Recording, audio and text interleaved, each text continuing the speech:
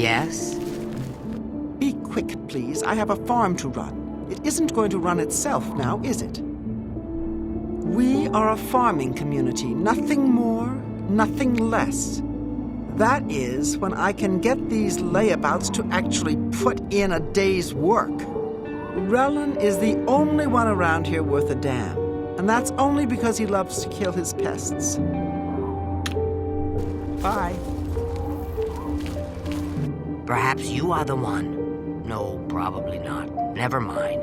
But then again, Ranar Joe is in need of a hero, but I'm not certain you are to be that one. First, you must earn his trust. Now, how is he supposed to trust you if I don't trust you? If you'll excuse me, I have work to do. I need to collect 5 pod bits.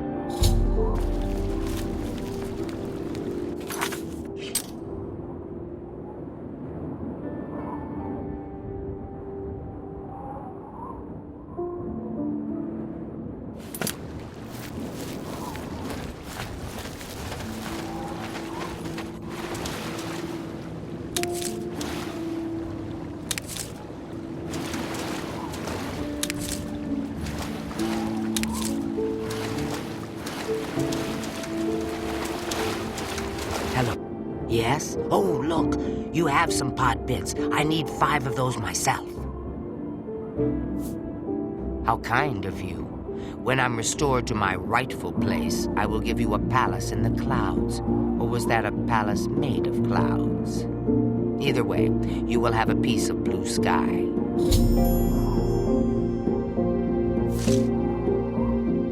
Yes, of course he can trust you. Give him this spoon. He'll know what it means. I once killed a minotaur with that spoon. It's a mighty Daedric artifact. Bye.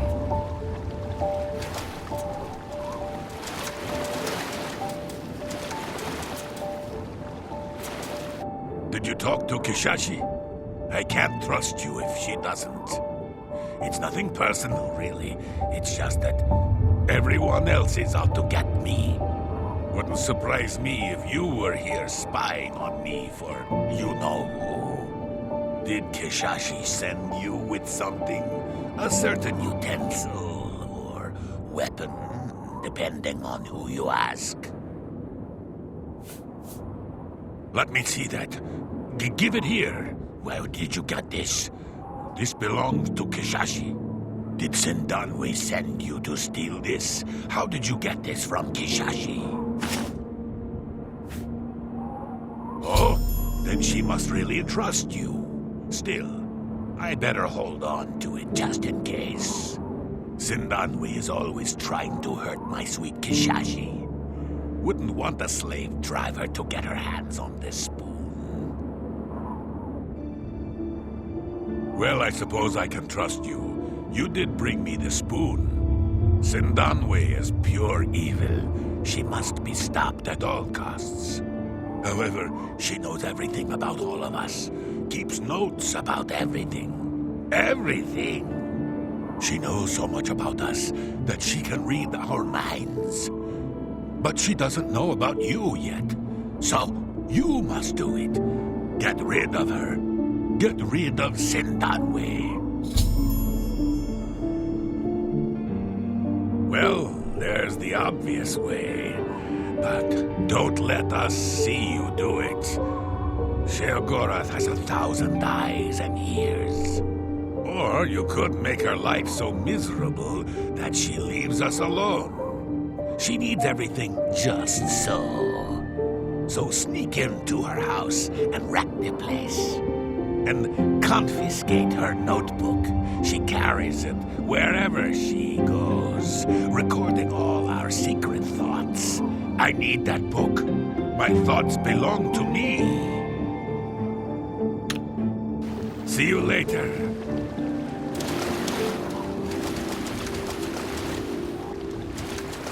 Greetings. Be quick, please. I have a farm to run. It isn't going to run itself now, is it? How do you know about that? It's private. I don't trust you enough to talk about it. Goodbye. What is the meaning of this interruption? Sickly Bernice in Crucible believes she is dying. I hear she will pay for a cure for her latest disease. Goodbye.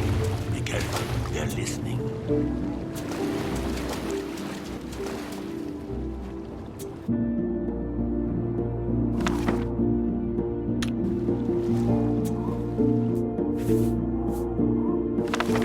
The sun listens to my greenness. But where did the moon frown? The sky is empty of children, and the earth eats strawberries. Yet, why do the worms taste of bitter plum? Everyone is bereft of spores. Or the spores have devoured us all, and we are left with nothing. Or everything is inside us, though we find ourselves swimming in rock, where strange things remain, and known things fall outside of their own selves, let alone from each of us. Why play the paintbrush against her? She always stands close to being far away. And what of the farm then? Shall it twinkle in the breeze of lyricism? How should I know? What I do know is this: the grass drinks flower dust like a glass bead swallowed, tastes nothing like water. And furthermore, wherever one finds the absence of something, that something surely exists someplace else, or else how could it be absent? There is wisdom in this. Yes, and everything has its place, and every place its thing belonging to it. It is the way of all things. Even those things misplaced know where they belong. They long to be. That is the whole point of belonging, is it not? And yet we are never so lonely as the stars, as when we find ourselves possessed. Of love? Of death? Of what then? Life? But they call me enemy, even as they exalt me. Yet even the wind is slave to the clouds. But the rain? It bounces against the sky like apples in a basket, and for what? What shall become of us when the pot pits die? I would like to think that the bleak summer does not herald the death of the rain. But who is to say one way or the other? If the butterflies make up the walls, how does one see inside a room at night? Perhaps the room is already inside us, and we are the ones who need occupants, and our occupants are the ones needing the light. But I digress. The spoon that slays monsters is always the last to enter the mouth, and the first to leave. Nor do eyes in the back of one's head mean that one can walk backwards. Do the knees bend that way? Do the shoes point heavenward? No, we are stuck falling forward until we smash against the door of eternity. That is the essence of life. To be devoured in our own banality, though we wish to be something more. I love this life, but I hate the aftertaste. Like waking from a dream with someone's fingers in your mouth. How did they get there? Whose hand do they belong to? Whose hand do any of us belong to, really? It always comes back to belonging, does it not? It does. As the question knows the answer belongs to the question. And that is the whole point, I think, to know the question, and thus to belong to the answer. That is why I must write in this book. Every day. Sometimes twice. The others are jealous of the windflowers that bloom in these pages. They desire to swallow the ink through their nostrils, tasting the bitterness of all that life has in store for them, but it is my life that belongs to me. Even as my house belongs to the things inside it. And insides belong to outsides, and outsides are never quite as free to do as they think they are. Always this. One thing after another, but not some things. Some things are better left where they think they are, not where they really are. Not all places are equal, nor all things belonging to the same spot. How could that be? No. Surely not. When my sun shines through the moon's teeth, then it will be time. But not until. Until then, I shall continue to smash my head through windows so that I might see where I am, where here is, where I belong. And all things being just so I be just.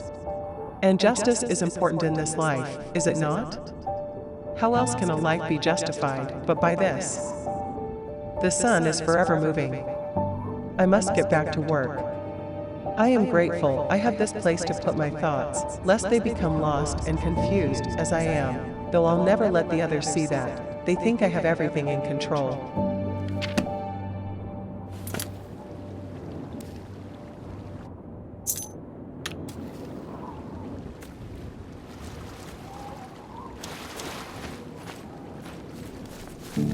What? Did you wreck Sindanwi's place yet? You know, move her stuff around? She hates when things aren't in their place. But we shouldn't be seen talking until the mission is accomplished. Greetings.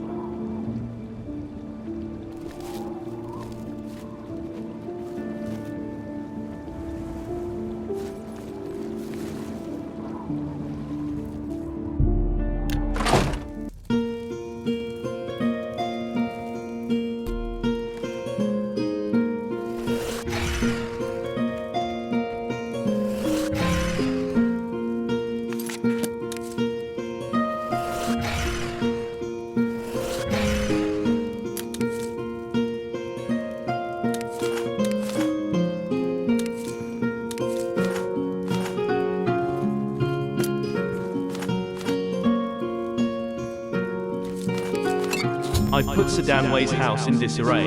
I should speak with Ranar Joe to tell him the mission is accomplished.